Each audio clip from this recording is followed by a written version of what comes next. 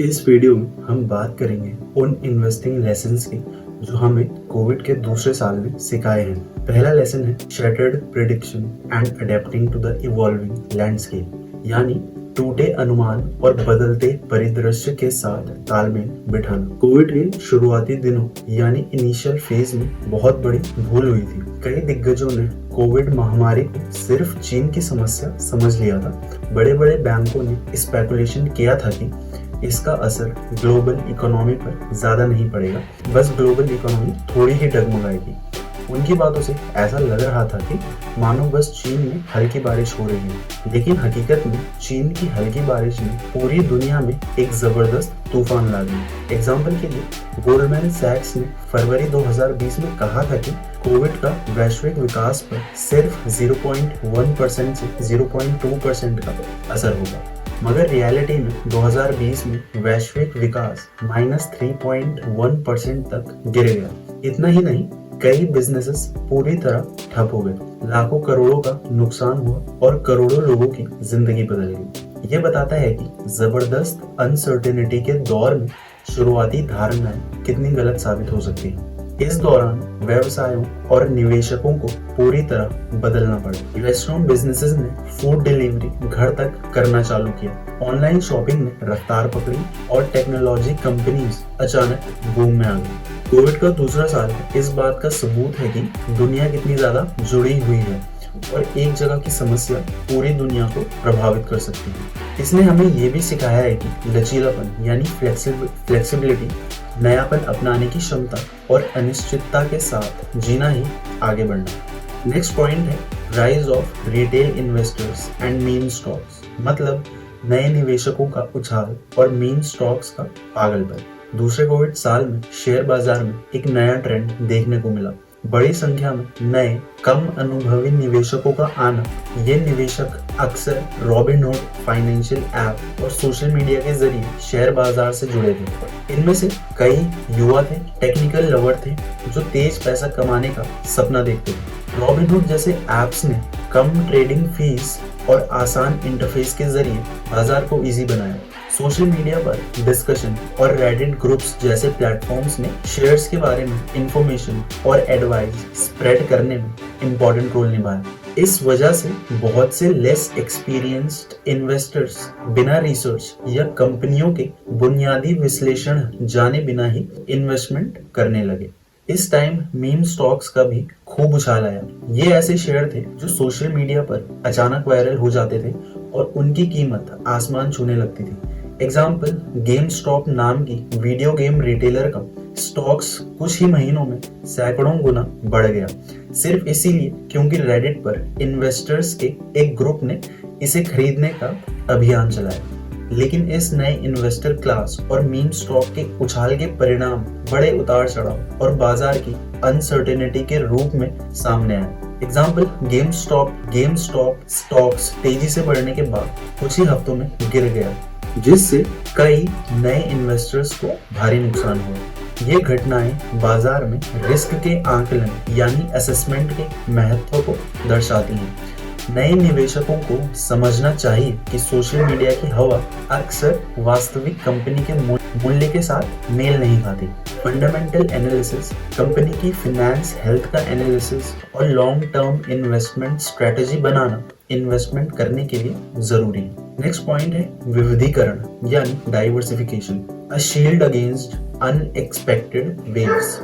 Covid के second year में share market काफी फ्लक्चुएटिव रहा। कुछ कंपनियां आसमान छू रही थी तो कुछ नीचे गिर रही थी। ऐसे अनसर्टेन टाइम में निवेश की सुरक्षा के लिए सबसे मजबूत हथियार क्या है? वो हथियार है डाइवर्सिफिकेशन।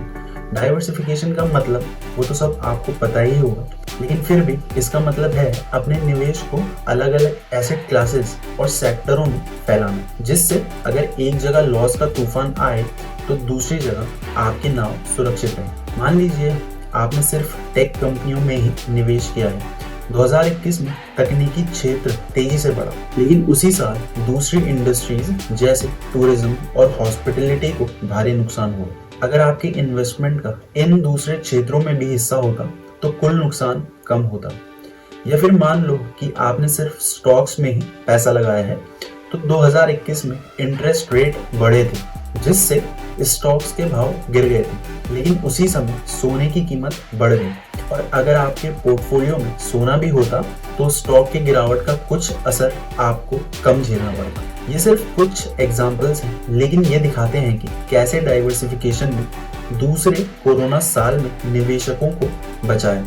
इस साल के दौरान जिन्होंने अपने पैसे को स्टॉक्स, बॉन्ड्स, रियल एस्टेट और गोल्ड जैसी अलग अलग एसेट क्लासेस में और आईटी, हेल्थ केयर, एफएमसीजी जैसे वेरियस सेक्टर्स में फैलाया था, उन्होंने कुल मिलाकर अच्छा रिटर्न प्राप्त किया है। इसीलिए शेयर बाजार के तूफानों से बचने के लिए आपका पोर्टफोलियो एक मजबूत जहाज की तरह होना चाहिए जिसमें अलग अलग एसेट क्लास और सेक्टरों के पाल हों। डाइवर्सिफिकेशन के ही जरिए आप मार्केट की अनसर्टेनिटी से बच सकते हैं। नेक्स्ट पॉइंट है the value of long term perspective and sticking to fundamentals. Covid के सेकंड वेव ने हमें यह दिखाया है कि शेयर मार्केट इमोशंस का खेल तो है ही, लेकिन लॉन्ग विजन और स्ट्रॉन्ग स्ट्रेटजी का भी प्लेटफॉर्म है। कई उतार चढ़ाव के बीच जिन स्टेप्स ने स्मार्ट इन्वेस्टर्स को लाभ पहुंचाया और जल्दबाजी करने वालों को नुकसान पहुंचाया, इसमें दो इंपॉर्टेंट सीख सामने आई है। पहली, धैर्य रखें और घबराएं नहीं। Keep patience and don't get nervous. बाजार में उतार चढ़ाव तो आते ही रहेंगे और आते ही रहते हैं। किसी एक बुरी खबर या गिरावट पर घबराकर स्टॉक्स को बेचना बड़ी गलती हो सकती है। एक लॉन्ग टर्म इन्वेस्टमेंट विजन रखें, 5 से 10 साल के नजरिए से सोचें और कंपनी के बुनियादी तत्वों जैसे financial condition, quality product, efficient management पर ध्यान दें। दूसरी चीज यह है कि कंपनी को समझें, ट्रेंड का पीछा ना करें। Understand the vision of the company, don't go over the trends. Social media के जुनून या मोमेंटरी ट्रेंड के बेसिस पर स्टॉक्स न खरीदें। ये अक्सर शॉर्ट टर्म उछाल वाले होते हैं और स्थायी सफलता की गारंटी नहीं देते। कंपनी के फाइनेंशियल स्टेटमेंट, फ्यूचर प्रोजेक्ट्स और मार्केट में उसकी पोजीशन का डीप एनालिसिस करें, तभी समझ आएगा कि कंपनी लंबे समय में सफल हो सकती है या नहीं। मान लीजिए साल 2021 में किसी ने मीम स्टॉक्स के क्रेज में आकर उसमें जल्दी से पैसा लगाया हो, तो कुछ टाइम में स्टॉक तेजी से बढ़ा, लेकिन फिर उतनी ही तेजी से गिर भी गया, नतीजतन उसे भारी नुकसान हुआ। वहीं दूसरी ओर जिसने उस कंपनी के बेसिक एलिमेंट्स की स्टडी या रिसर्च की होगी और पाया कि उसकी गुणवत्ता खराब है, वो इंसान बाजार की हवा में नहीं बह गया, नतीजतन उसने खुद को नुकसान से बचाया। जैसे जैसे कोविड शुरू होने के बाद से समय बीतता गया, भविष्यवाणियों का ये पैटर्न बार बार सामने आया। न सिर्फ इकोनॉमिक्स और बिजनेसेस के बारे में, बल्कि खुद वायरस और वैक्सीन के बारे में भी। हमने 2 साल का तमाशा देखा है जहां एक्सपर्ट हर चीज के बारे में भविष्यवाणी करते थे और गलत साबित होते थे और फिर नई भविष्यवाणी या स्पेकुलेशन करने में लग जाते थे। इस प्रोसेस में उनकी रिलायबिलिटी का घटना ही एकमात्र शॉर्ट चीज रही। जैसे कि आइंस्टाइन कहते थे, पागलपन बार बार एक ही काम करना है और अलग परिणाम की उम्मीद करना है। तो यहाँ एक्सपर्ट्स के साथ भी यही हो रहा था। नेक्स्ट पॉइंट है technology and innovation transforming investment strategies. कोविड-19 महामारी ने सिर्फ दुनिया को ही नहीं बल्कि इन्वेस्टमेंट के तरीकों को भी बदल दिया है। इस दौर में तेजी से उभरे हैं robo advisor, AI powered analytics और नए इन्वेस्टमेंट प्लेटफॉर्म्स जो इन्वेस्टर्स को इंफॉर्मेशन हासिल करने और डिसीजन लेने का एक नया एक्सपीरियंस दे रहे हैं। पहला है रोबो एडवाइजर, आपका digital investment advisor. Robo advisor algorithm based software है जो आपकी financial condition, risk tolerance capacity और इन्वेस्टमेंट गोल्स के आधार पर इन्वेस्टमेंट पोर्टफोलियो बनाने और उन्हें अरेंज करने में मदद करते हैं। ये ट्रेडिशनल फाइनेंशियल एडवाइजर्स की तरह महंगे नहीं होते और 24/7 आपकी सर्विस में अवेलेबल रहते हैं। दूसरा है एआई पावर्ड एनालिटिक्स। आप इसे डेटा का जादू या बेहतर डिसीजन लेने वाला एआई एनालिटिक्स कह सकते हैं।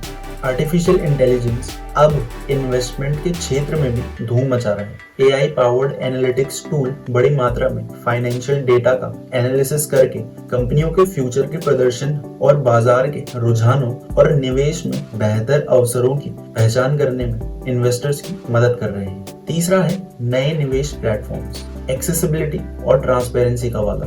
कोविड के दौरान कई नए इन्वेस्टमेंट प्लेटफॉर्म्स उभरे हैं जो यूजर फ्रेंडली इंटरफेस कम पैसे और ट्रांसपेरेंसी पर जोर देते हैं। ये प्लेटफॉर्म निवेश को आसान और सुलभ बना रहे हैं, खासकर युवा निवेशकों के लिए। अब बात करेंगे कि कैसे बदल रहा है निवेश का परिदृश्य यानी लैंडस्केप। ये टेक्निकल बदलाव निवेश के अनुभव को कई तरह से बदल रहे हैं। कैसे? इंफॉर्मेशन तक आसान रीचेबिलिटी। अब इन्वेस्टर्स के पास real time market data, company विश्लेषण रिपोर्ट और एक्सपर्ट्स की एडवाइस तक पहले से कहीं ज्यादा आसान पहुंच है। अच्छा डिसीजन लेने में मदद। AI पासवर्ड एनालिटिक्स बेहतर निवेश निर्णय लेने में मदद कर सकते हैं, खासकर जटिल बाजार परिस्थितियों में। रोबो एडवाइजर और नए प्लेटफॉर्म पारंपरिक तरीकों की तुलना में कम शुल्क लेते हैं, जिससे निवेशकों को अधिक लाभ मिलता है। देन आता है डेमोक्रेटाइजेशन ऑफ इन्वेस्टमेंट। ये टेक्निक्स इन्वेस्टमेंट को उन लोगों के लिए सुलभ बना रही हैं जो पहले वित्तीय जानकारी और विशेषज्ञ सलाह तक सीमित पहुंच रखते थे। बेशक टेक्नोलॉजी के अपने रिस्क और लिमिटेशंस भी हैं। AI पूरी तरह से विश्वसनीय नहीं है और गलत सिफारिशें दे सकता है। इसीलिए किसी भी इन्वेस्ट रिलेटेड डिसीजन लेने से पहले सावधानी और उचित परिश्रम जरूरी है। लेकिन कुल मिलाकर कोविड के दौर में उभरी नई टेक्निक्स निवेश के क्षेत्र में रिवॉल्यूशन ला रही है। नेक्स्ट पॉइंट है the enduring value of resilience and patience, यानी धैर्य और समझदारी का महत्व। कोविड-19 का महामारी बनकर आना किसी भूचाल से कम नहीं था। इसने पूरी दुनिया और हर क्षेत्र को हिलाकर रख दिया। पर इसी तूफान में कुछ ऐसे नाविक थे जिन्होंने धैर्य और दिमाग का सहारा लेकर न सिर्फ खुद को बचाया बल्कि दूसरों के लिए भी रास्ता खोला और कुछ ऐसे लेसन्स दुनिया को सिखाए कि कैसे बाजार के उतार चढ़ाव पर काबू पाया जा सकता है। जिसमें से पहली स्टोरी आती है लखनऊ के रोजी रोटी कैफे को लॉकडाउन के चलते ताला लगाना पड़ा, पर मालिकों ने हार नहीं मानी। उन्होंने अपनी रसोई को जरूरतमंदों के लिए खोल दिया, रोजाना सैकड़ों लोगों को मुफ्त में खाना पहुंचाया। इस पहल ने उन्हें सिर्फ समाज का सम्मान नहीं दिलाया बल्कि लॉकडाउन खुलने के बाद उनके बिजनेस को दोबारा पंख भी लगाया। धैर्य और मानवता ने उन्हें संकट से उबार कर मिसाल बना दी। दूसरी स्टोरी है केरल की पार्वती अम्मा की, जो मछली पालन की किसान थी। लॉकडाउन ने होटल और रेस्टोरेंट बंद कर दिए, जिससे मछली का बिकना बंद हो गया। पर पार्वती अम्मा घबराई नहीं। उन्होंने अपने गांव के लोगों को मछली पालन का प्रशिक्षण दिया और एक सहकारी समिति बनाई। अब गांव के लोग सीधे ग्राहकों को मछली बेचते हैं। पार्वती अम्मा का धैर्य और नया रास्ता तलाशने की क्षमता उनके समुदाय के जीवन में बदलाव लाए। नेक्स्ट स्टोरी है मुंबई के डॉक्टर आकाश शाह की, जो मरीजों के इलाज में माहिर थे। लॉकडाउन ने मरीजों को उनके दरवाजे तक आने से रोक दिया और डॉक्टर आकाश ने इसका हल टेलीमेडिसिन में ढूंढा। उन्होंने ऑनलाइन कंसल्टेशन शुरू की, जिससे हजारों मरीजों को घर बैठे इलाज मिल सका। उनकी सूझबूझ और तकनीक के इस्तेमाल ने न सिर्फ उनके मरीजों की मदद की बल्कि और डॉक्टर्स को भी रास्ता दिखाया। ये सिर्फ कुछ एग्जाम्पल्स हैं। ऐसे अनगिनत लोग हैं जिन्होंने कोविड की चुनौतियों का सामना धैर्य और समझदारी से किया। उन्होंने बाजार के उतार चढ़ाव को समझा, अपनी रणनीति बदली और नई राहें बनाई। और उनके जीवन से हमें मिलने वाली सीख ये है कि मुश्किल के दिनों में हमारा हथियार सिर्फ धैर्य ही है। बाजार बदलता रहता है, इसीलिए हमें अपनी रणनीति भी टाइम के साथ बदलनी चाहिए और तरीकों को अपनाने से न डरें। नेक्स्ट पॉइंट है preparing for the future, lessons learned and emerging trends, यानी भविष्य की तैयारी हमेशा करते रहें, सीखे हुए सबक और उभरते रुझान। कोविड-19 ने भविष्य के बारे में हमारी सोच को पूरी तरह बदल दिया है। ऐसे में ये जरूरी है कि हम बीते समय से सबक सीखें और आने वाले कल के लिए खुद को तैयार करें। भविष्य के लिए जिन उभरते रुझानों पर हमें नजर रखनी चाहिए वो है डिजिटल और क्लाइमेटिक चेंज जैसे बदलावों को अपनाना। महामारी का दूसरा साल स्पष्ट कर चुका है कि ऑनलाइन बिजनेसेस, दूरस्थ कार्य और ई-कॉमर्स का भविष्य ब्राइट है। ऐसे सेक्टरों में इन्वेस्टमेंट बढ़ाएं। टेक्नोलॉजी कंपनियों, लॉजिस्टिक्स और शिक्षा प्रौद्योगिकी पर ध्यान दें। नवीनीकरण ऊर्जा, हरित बुनियादी ढांचा और सतत विकास पर आधारित कंपनियों में निवेश करना प्रॉफिटेबल हो सकता है। सरकारें और उपभोक्ता इन क्षेत्रों में ज्यादा खर्च करेंगे और जो कंपनीज अनुकूलित हैं वे ऑब्वियसली आगे ही बढ़ेंगी। दूसरी चीज जो है वो है अर्थव्यवस्था में संभावित बदलाव अपनाना।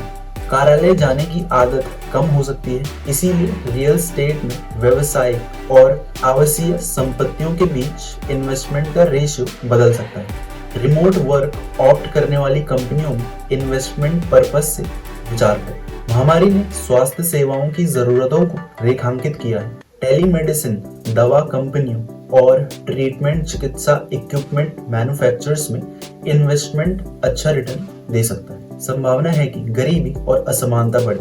ऐसे में एथिकल इन्वेस्टमेंट का चलन बढ़ सकता है। ऐसे में एथिकल इन्वेस्टिंग का चलन बढ़ सकता है, जहां सामाजिक लाभ कंपनी लाभ के बराबर या ज्यादा महत्वपूर्ण हो। अलग अलग सेक्टरों में इन्वेस्टमेंट फैलाएं ताकि किसी एक एरिया में गिरावट का आपकी अमाउंट पर कम प्रभाव पड़े। शॉर्ट टर्म की परवाह ना करें, फ्यूचर की कैपेबिलिटीज को देखें और आर्थिक और तकनीकी बदलावों पर हमेशा नजर रखें, उनके बारे में हमेशा अपडेट रहें। नेक्स्ट पॉइंट है a call to action, informed and sustainable investing, यानी सूझबूझ और टिकाऊपन के साथ इन्वेस्ट करना।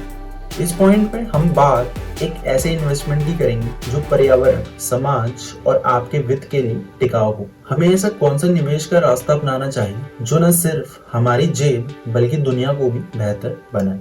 एज ए इन्वेस्टर आप सिर्फ रिटर्न मत देखिए, आप पर्यावरण और सामाजिक प्रभाव को भी मापें। क्या कंपनी नवीनीकरण ऊर्जा को बढ़ावा देती है? क्या वो नैतिक श्रम मानकों का पालन करती है? आपको इस टाइप्स के ऑप्शंस क्रिएट करने चाहिए। स्थानीय व्यवसायों में निवेश करें जो आपके समुदाय को सपोर्ट प्रोवाइड करते हैं। छोटे और मध्यम उद्यमों पर नजर रखें जिनके विकास में आपका साथ अर्थपूर्ण बदलाव ला सकता है। मुफ्त ऑनलाइन संसाधनों का इस्तेमाल करें।